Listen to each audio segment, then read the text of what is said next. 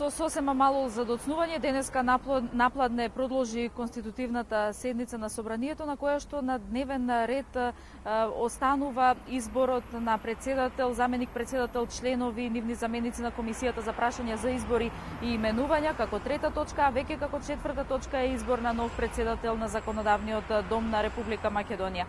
Реториката е слична и на онаа вчерашната. Пратениците,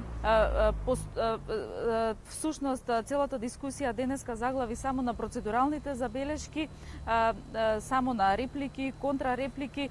Да споменам дека пријавени се 50 на пратеници, што значи дека оваа конститутивна седница може долго да трае, со оглед на тоа што во текот на вчерашниот ден, да подсетиме дека само имаше еден од излагачите и сите други говорници беа процедурални или реплики и негови контрареплики.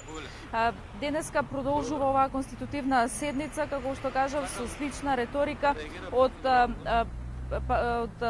коалицијата предводена од Социјалдемократскиот сојуз бара да се прескокне оваа трета точка за избор на председател и членови на Комисијата за прашање за избори и именување и веднаш да се премине на точката за избор на нов председател на Собранието. Горан Мисовски од НСДП го обвини председавачот со оваа конститутивна седница Трајко Велјановски дека веќе 2 дена го крши деловникот и повика да се работи по предметот, односно предлогот на 20 пратеници за избор на Талат Џафери како нов председател на Собранието.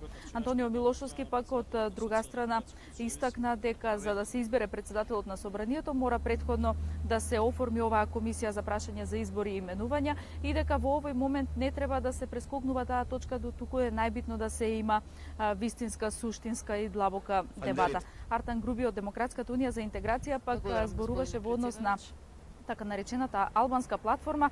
Груби истакна дека албанската платформа не го руши суверенитетот на државата и дека сите, како што рече, измислици за федерализација и кантонизација се само приказни за мали деца и повтори дека оваа платформа на албанските политички партии е во согласност со Уставот на Република Македонија. Да погледнеме дел од изјавите и од ставовите на пратениците овде во Собранието во изминатите 2 часа. Никој не спори никому да предложи кандидат за председател на Собранието со 20 или повеќе подписи. И му пожелуваме многу успех на предложениот. Кога ќе дојде време за гласањето, ќе се види дали и кој ја ужива поддршката. Но никој не може ниту на другите, а најмалку на комисијата, да ја оспори да биде конституирана и истата со мнозинство, вакво или поинакво, да предложи еден или повеќе кандидати. И на крајот од краиштата, како што кажа еден политичар, сега е време за дебата. И мислам дека поважен е квалитетот на дебатата и аргументите од било кое брзање. Брзањето може само да не однесе во погрешна насока. Од граѓаните сме избрани максимално да ги искористиме можностите за дебата со аргументи. И нормално дека тоа ќе го направиме. Талат Џафери е предложен за председател на Собрание. Прекини го циркузот, имаме предлог од 20 пратеника, дај да ја направиме оваа циркузијада во свечена седница. Талат Џафери да го избереме за председател.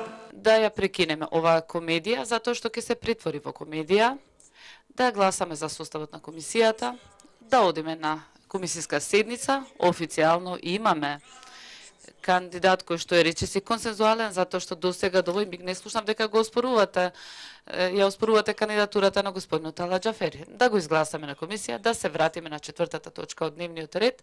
Има една суштина, предуслов за било каква соработка помеѓу ДУИ и СДСМ беше законот за јазици, за кој што и вие и СДСМ кажавте дека е окончан, потврден, детален, прецизен и затворен. Тој закон како текст некаде постои. Сега, ако тоа беше предуслов господинот Џафери да биде кандидат за председател на Собрание, ве молам да го видиме тој текст, не само заради нас. Второ, заради голем дел од пратениците на СДСМ кои што го немаат видено. И трето, заради целата јавност во Република Македонија. Заради тоа што ако тоа е предуслов да се дојде до тука, Ние имаме легитимно право да го видиме предусловот, пред да ја донесеме одлуката. И конечно,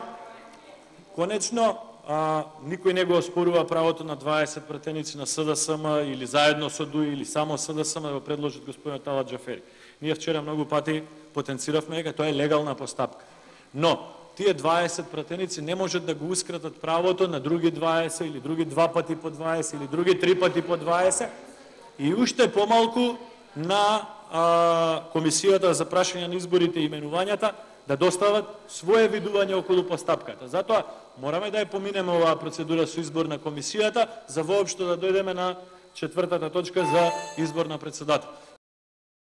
Од ВМРО ДПМН бараат идниот председател на Собранието на Македонија да се откаже од така наречената албанска платформа. Да споменам само оно што е веќе договорено, а тоа е во однос на Комисијата за прашање за избори и именување, дека ВМРО ДПМН има 6 члена, СДСМ 5, ДУИ и БЕСА имаат по 1 член. Илија Димовски е и веќе договорен за председател на оваа Комисија за избори и именување.